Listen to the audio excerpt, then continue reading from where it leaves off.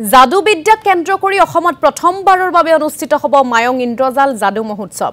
অহা 18 আগষ্টত দিনজোৰা বৰ্ণাঢ্য কাৰ্যসূচীৰে পবিতৰাৰ মায়ং আঞ্চলিক মহাবিদ্যালয়ত অনুষ্ঠিত হ'ব এই মহোৎসৱ। মৰিগাঁও জিলা প্ৰশাসনৰ উদ্যোগত অনুষ্ঠিত হ'ব এই মহোৎসৱ। বৰ্ণাঢ্য সাংস্কৃতিক শোভাযাত্ৰাৰে কাৰ্যসূচীৰ শুভাৰম্ভ হ'ব। শোভাযাত্ৰাত অঞ্চলটোৰ যাদু সংস্কৃতি, বেজ আৰু স্থানীয় কলা সংস্কৃতিৰ নিদৰ্শন দাঙি ধৰা হ'ব। লগতে থাকিব যাদু সম্ৰাট বিক্ৰমৰ যাদু প্ৰদৰ্শন আৰু মায়ঙৰ যাদু শীৰ্ষক এখন ফটো প্ৰদৰ্শনী। প্ৰথমবাৰ হ'ব আৰু আমি অকণমান খবৰ খাতি কৰিছিলোঁ।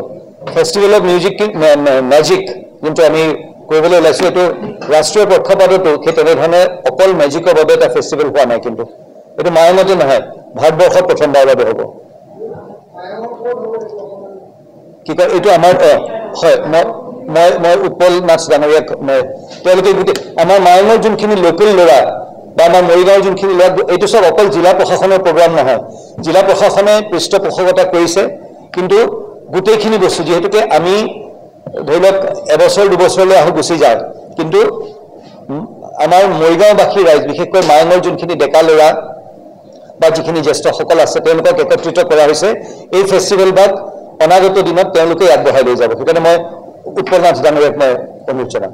সমগ্ৰ বিশ্বতে যাদু আৰু তন্ত্ৰ মন্ত্ৰৰ বাবে খ্যাতি থকা এই ঠাইখনৰ হেৰাই যোৱা যাদুকৰী যিটো ইতিহাস আৰু ঐতিহ্য, সেইটো পুনৰুদ্ধাৰৰ লগতে পৰ্যটনৰ দৃষ্টিভংগীৰে পুনৰ প্ৰতিষ্ঠাৰ কাৰণে লোৱা এই উদ্যোগত আমি মায়ঙৰ বাসিন্দা হিচাপে জিলা প্ৰশাসনলৈ আমি কৃতজ্ঞতা জ্ঞাপন কৰিছোঁ।